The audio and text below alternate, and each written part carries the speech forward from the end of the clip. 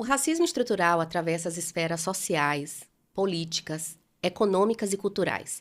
Não é sobre atitudes isoladas, mas sobre um sistema que perpetua privilégios para alguns e desigualdades para muitos. É inacreditável pensar que, em pleno século XXI, ainda precisamos lidar com o preconceito. Mães de crianças pretas vivem a dura realidade de preparar seus filhos para um mundo que já os enxerga com suspeita, ensinando a não correr para pegar o transporte coletivo, a cuidar de como se vestem, como falam, como se comportam, porque o racismo estrutural insiste em criminalizar a existência antes mesmo da infância florescer. E os números escancaram essa realidade. 83,6% das vítimas de homicídios entre jovens são negras. 65,2% das crianças e adolescentes em situação de trabalho infantil são pretos ou pardos. 54% dos professores já presenciaram casos de racismo entre alunos. 73% das pessoas negras afirmaram que cenas de preconceito e discriminação afetam diretamente sua saúde mental. Crianças negras têm menos acesso a escolas de qualidade e são mais punidas e estigmatizadas no ambiente escolar. Esses dados não deixam dúvidas. O racismo estrutural molda a infância no Brasil. Ele fere, adoece e rouba oportunidades. Falar sobre isso não é escolha, é necessidade, para que nossas crianças cresçam livres, respeitadas e com os mesmos direitos que qualquer outra. E como nos lembra Angela Davis, filósofa, ativista e referência mundial na luta pelos direitos civis, abre aspas, numa sociedade racista, não basta não ser racista, é necessário ser antirracista. Histórias que nos unem, aprendizados que nos fortalecem. Dividir para ficar mais leve. Eu sou Luciana, mãe de Léo e Gigi, e esse é o Laços Fraternos. Diante dessa realidade, é fundamental trazer vozes que estão na linha de frente desse debate. Hoje, no Laços Fraternos, eu recebo Laíssa Rocha, defensora pública de defesa da criança e do adolescente, militante por uma infância sem racismo, mãe de Ana Beatriz e João Gabriel e criadora do perfil Maternando Pretinhos. Olá. Oi, Laíssa, obrigada por aceitar o meu convite, que bom ter você aqui. Olá, Luciana, eu que agradeço esse convite, é um prazer estar aqui para tratar de um tema que para mim é tão caro e tão importante. Que bom, vamos começar falando então sobre quem é Laíssa, além de mãe e defensora. Então, Laíssa Rocha é uma mulher preta, que foi um dia, né, uma criança preta, e esse tema me atravessa muito. Eu sou filha de uma relação interracial, então meu pai é um homem negro, minha mãe é uma mulher branca, a família toda de minha mãe é uma família branca, a família de meu pai uma família negra, então eu cresci nesse universo de diversidade, mas ainda assim, no meu ambiente familiar, eu fui atravessada pelo racismo, né? Sobretudo na minha família materna. E quando eu era criança, esse não era um tema que costumava ser abordado na minha casa, né? Então, meus pais não tratavam do assunto comigo. Claro que a experiência de vida de meu pai foi muito importante para construir uma identidade fortalecida em relação a determinados aspectos da minha vida, porque ele é um homem preto e que foi o único dos irmãos que se formou, então ele é engenheiro civil, ele conseguiu se formar. E eu vendo essa realidade de meu pai, que veio de uma família muito pobre, eu entendi que eu podia ser o que eu quisesse ser. Então, a forma como ele conduziu a vida me fez acreditar e me fez sonhar em que eu podia alcançar qualquer espaço que eu quisesse. Porém, no aspecto da autoestima, né, e aí eu falo do ponto de vista físico, de compreensão, enquanto criança, uma menina negra, eu sofri vários atravessamentos porque eu não tinha essa referência, já que minha mãe era uma mulher branca. Então, eu não tinha a referência de mulheres pretas na minha vida que tivesse uma presença marcante, né? Embora minha avó, mãe de meu pai, fosse uma mulher preta, mas era uma mulher muito reservada. Claro que eu tenho memórias afetivas muito importantes com minha avó, mas eu não tinha essa referência de mulher preta, forte, que pode conquistar o que quiser. Então, Eu acho que até a partir da minha maternidade, e aí eu já entro, né, na maternidade, eu costumo sempre dizer, em todos os lugares que eu vou, Hum. que meus filhos fizeram despertar a militante que estava adormecida dentro de mim. Então, foi a partir da maternidade que eu passei a trabalhar esse tema, enfrentar esse tema, me qualificar, estudar, promover meu letramento racial, que era muito raso, foi muito a partir dessa maternidade. E como é a sua relação com seus filhos a partir disso? Como é que você lida com eles, mesmo com a experiência que você teve, né, e com o conhecimento que você tem hoje para direcionar eles de outra forma? Então, quando eu engravidei da minha primeira filha, ela ganhou o primeiro livro dentro da barriga, ainda dentro da barriga. Era um livro que falava sobre cabelos, cabelos crespos, porque essa era uma questão para mim na minha infância, e eu queria mostrar para ela a beleza nos nossos traços, a beleza no nosso cabelo, né, das nossas características físicas, da nossa cultura. Então, ela ganhou o primeiro livro ainda dentro da barriga. Então, quando ela nasceu, eu busquei de toda forma trazer e apresentar a cultura para ela, a cultura afro-brasileira, a cultura africana.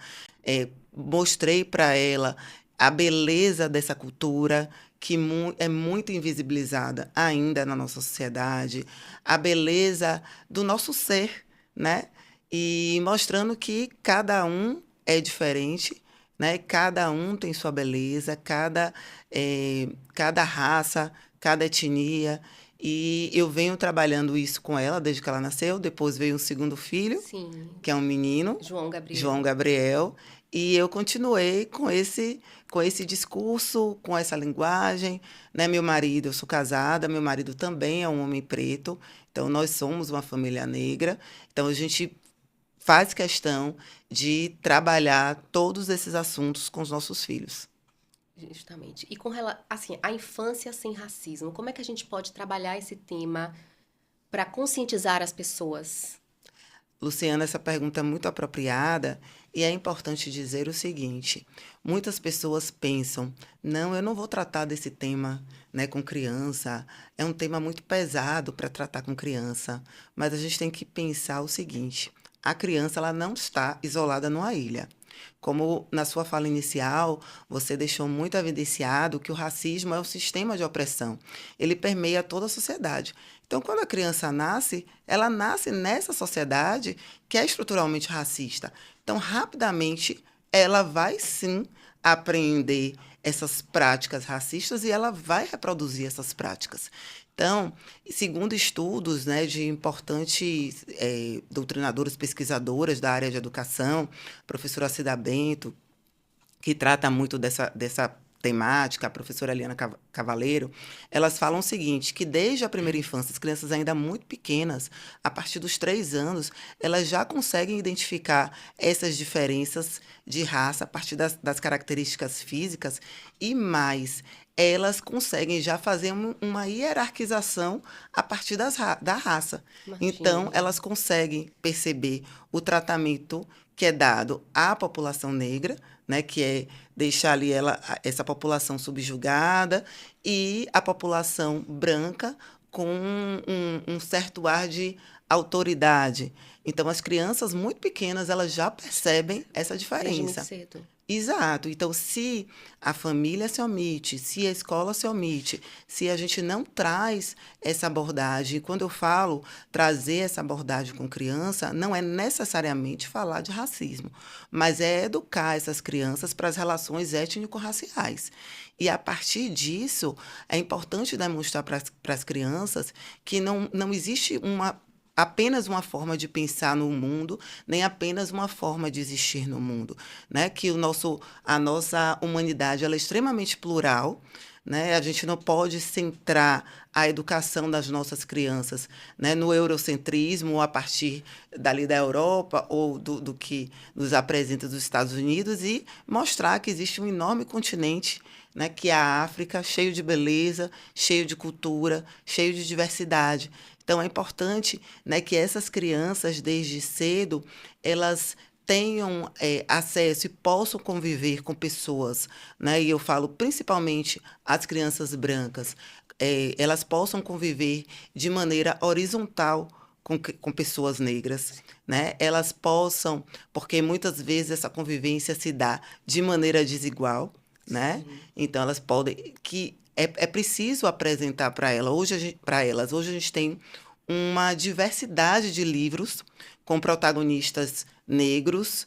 Hoje também, né, existe também uma variedade de filmes, de desenhos que trazem, que apresentam esse protagonismo negro. E eu nem falo que existe uma discussão acerca dessa questão racial, mas que apresenta uma criança negra numa condição de igualdade a Isso. crianças de outras raças. Com exemplos práticos, né? Que se identifica de alguma forma com aquele personagem do livro, com Exato. aquela Brinquedos, brinquedos, com aquela boneca.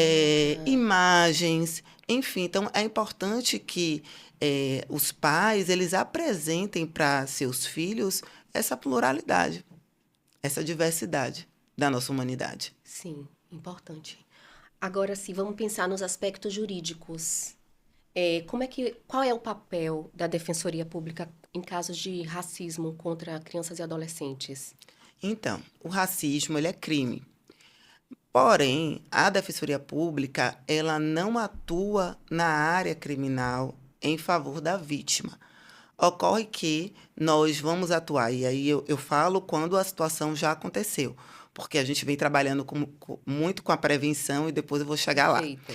Mas quando a situação já aconteceu, a gente tem alguns recursos, inclusive aparece várias situações, sobretudo no ambiente escolar, de situações de racismo, e aí a gente vai adotar a questão da reparação do dano, né? Ingressar com a ação indenizatória contra aquela pessoa que praticou racismo, ou eventualmente a instituição ou o órgão, enfim, que praticou racismo. Se for um racismo que tenha ocorrido no ambiente escolar, a gente também vai promover a denúncia junto ao Conselho de Educação Estadual ou Municipal de Educação para que apure aquela situação e, de repente, aplique alguma medida disciplinar àquela instituição de ensino onde o racismo aconteceu.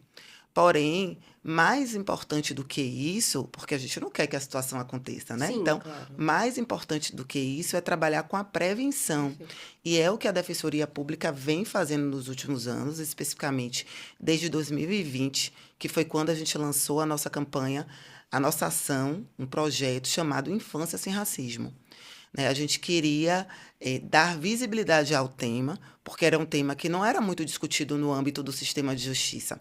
Né? Quando a gente fala de racismo na infância, muitas vezes é encarado como um tabu. Né? Ninguém quer falar sobre. E aí a gente foi pioneira da Defensoria Pública da Bahia em abordar essa temática. E o primeiro produto foi esse livro aqui, O Nosso Querida Bia. Nossa querida Bia. Que é um livro de microcontos. E ele tem uma protagonista, né, que é Bia, que foi inspirado na minha filha, Ana Beatriz.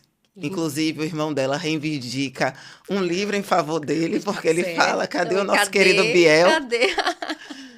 E então, esse foi o primeiro produto, e a gente teve por objetivo trazer uma personagem que fosse uma personagem consciente da sua identidade racial, que fosse feliz, que tivesse uma autoestima elevada. A gente queria apresentar isso às crianças, porque esse é um livro que tem uma linguagem, ele é destinado para crianças. A gente concebeu 4 microcontos, trazendo temas que a gente entendia naquele momento que eram relevantes de serem tratados. Então, a gente trouxe a questão do racismo religioso, a gente trouxe a questão da representatividade, para que a criança possa se ver nos mais diversos papéis sociais, não só aqueles mais subalternizados. Sim. A gente traz a questão também do direito dessa criança negra de sonhar em ela poder ser o que ela quiser ser, porque comumente nas brincadeiras nas escolas, uma criança negra nunca poderia ser alçada à condição de uma princesa, por exemplo. E aí a gente traz isso, né, em um dos nossos microcontos.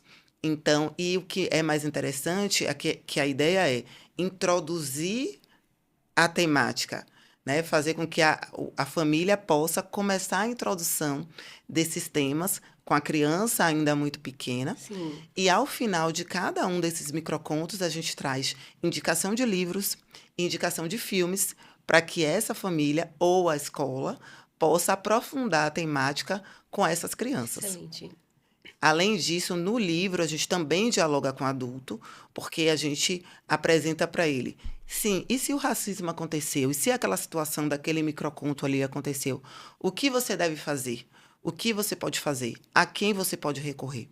Então, é um livro que é bem completo, inclusive ele foi premiado pelo Prêmio de Comunicação e Justiça. A gente concorreu com instituições de todo o Brasil, STJ, STF, e ganhamos em primeiro lugar de melhor publicação Nossa, que bacana. e ganhamos o terceiro lugar do Prêmio Geral. Então, assim, foi bem Parabéns. interessante. Obrigada. Foi bem interessante. Foi um livro que ele ganhou asas, que a gente costuma dizer que ele ganhou asas, porque a gente fez parcerias com a Secretaria Municipal de Educação do município de Salvador, de Alagoinhas. Então, virou material pedagógico do município de Salvador e a gente pôde alcançar um número bem satisfatório de crianças. E a ideia é que a gente continue ganhando corpo e fazendo esse livro caminhar e chegar a mais e mais crianças. Ai, vai sim, com certeza, tomara. Vamos torcer para que sim, que chegue logo. Agora vamos falar das políticas públicas, Raíssa. O que é que você acha das políticas públicas? Você acha que precisa de mais atenção? Sim, com certeza. A gente tem várias políticas públicas hoje voltadas à população negra. Então, assim, eu não posso falar que existe uma carência ou uma ausência da política. Tá, A questão é a efetivação dessa política, sim. né? Hoje a gente tem uma política consolidada de cotas raciais que auxiliou que a população negra, o jovem negro, conseguisse ingressar nas universidades, né? Então, hoje, a gente entra numa universidade pública, a gente vê uma universidade pública muito mais diversa, muito mais plural, e isso se deu à política de cotas raciais. Essa política de cotas raciais hoje também, ela reverbera nos concursos, né? Então, a Defensoria Pública mesmo, a gente tem política de cotas raciais para a população negra e para a população indígena. E agora, no próximo concurso, a gente vai alcançar a população quilombola também. Então, assim, hoje isso é muito importante para que a população negra ela possa conseguir fazer essa mudança social, né? Ela consiga alcançar outros espaços. Então, eu considero de extrema importância.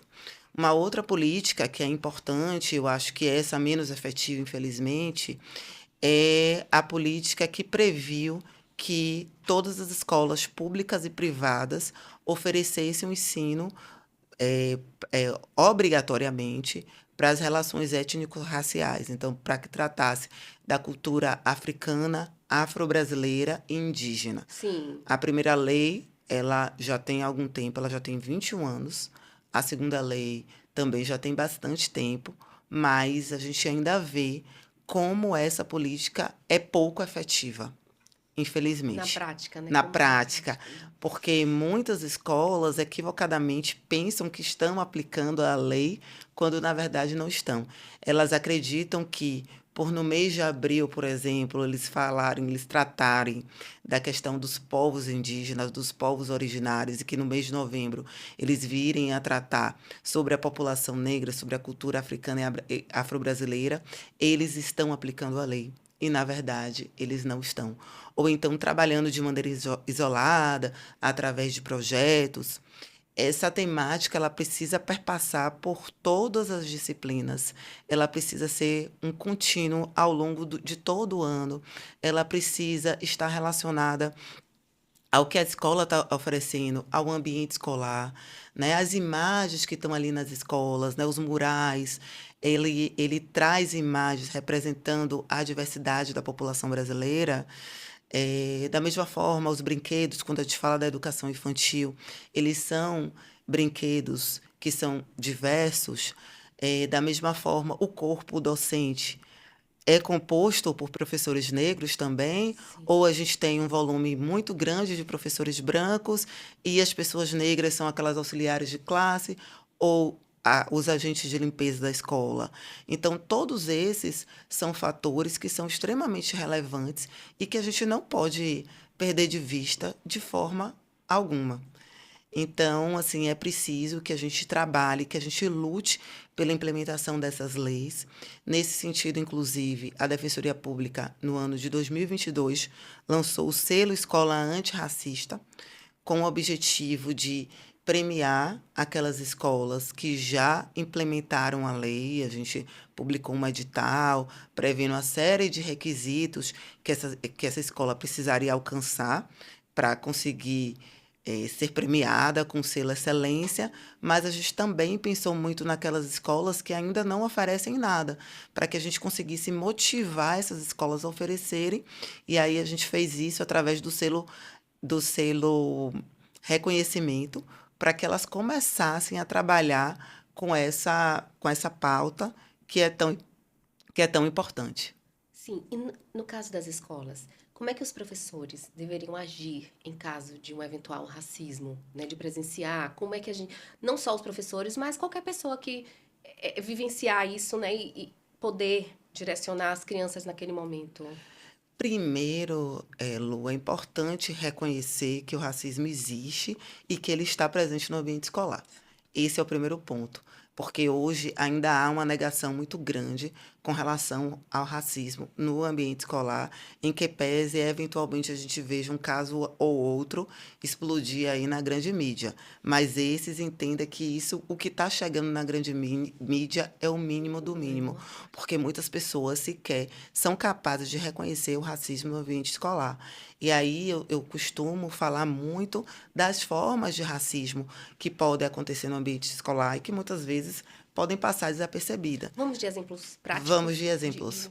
Injúria racial, né? Injúria racial é você difamar a pessoa a partir da sua característica física, ou da sua cor da pele, né? Então, essa modalidade de racismo aí é muito mais fácil de ser identificada e normalmente é essa forma de racismo que chega à grande mídia, né? Você chamar ou desqualificar aquela criança negra de alguma forma, como aconteceu, né, no caso da filha lá de Samara Filippo, então que foi muito fácil de ser identificado. Mas existem outras formas, como o racismo recreativo, que é utilizar da brincadeira para depreciar aquela criança. Então, isso é algo que gera muito sofrimento, porque você Sim, fala: não, eu estou brincando, isso aqui é apenas uma mera brincadeira. Então, você brinca com a dor do outro. Então, muitas vezes, né, esse racismo que a gente chama de recreativo, ele acaba ali sendo mascarado como uma mera brincadeira. A gente também não pode deixar de tratar sobre o racismo religioso, porque muitas crianças que são crianças de matriz que praticam uma religião de matriz africana são discriminadas quando chegam na escola utilizando algum adereço ali da sua religião, ou quando falam, né, enfim, de um orixá, essa criança é por vezes discriminada naquele ambiente escolar. E eu gosto muito de falar também de uma outra forma, que essa sim passa muitas vezes sem identificação, que é a solidão da criança negra, né? Que é aquela criança que é colocada de lado, que não é chamada para participar das brincadeiras, para participar de um trabalho em grupo, ela é a única que fica ali esquecida, sim. né? Então, muitas vezes essa criança ela vai se tornando cada vez mais introspectiva, gerando um sofrimento enorme nessa criança, e esse sofrimento muitas vezes não é percebido pela comunidade escolar. Né? E, por fim, o racismo praticado pela própria escola, que a gente chama do racismo institucional. Então, quando a escola ela deixa, né, de oferecer o conhecimento, né, de maneira diversa, deixa de aplicar essa legislação, deixa de apresentar, né, a cultura africana, afro-brasileira e indígena, quando a escola, nos seus painéis, só representa ali a partir de imagens de pessoas brancas, não garante a representatividade dos mais diversos povos. Dessa forma, a partir desse proceder, a gente pode dizer sim que a escola está praticando o racismo institucional, né? E o que fazer, né, se esse racismo acontecer no ambiente escolar? Primeiro, é importante até que as escolas elas constem no seu regimento escolar, né, a prática de racismo, né, e de que maneira ela vai proceder.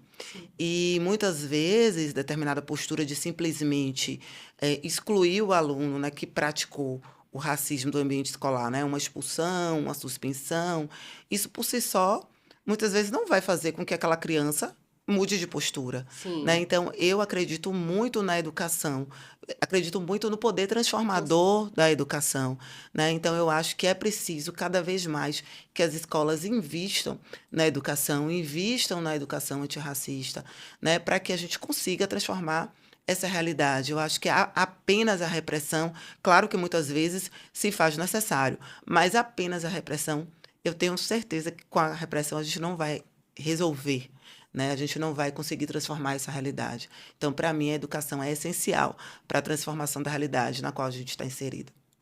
E com relação à família, a gente falou da escola, agora vamos entrar em casa, né? Como é que a gente pode, em casa, contribuir para que diminua cada vez mais o racismo?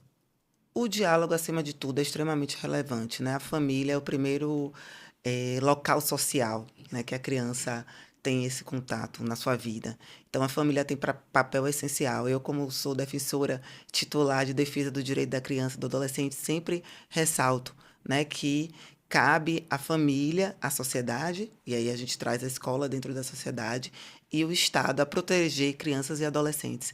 Então, a família tem papel primordial.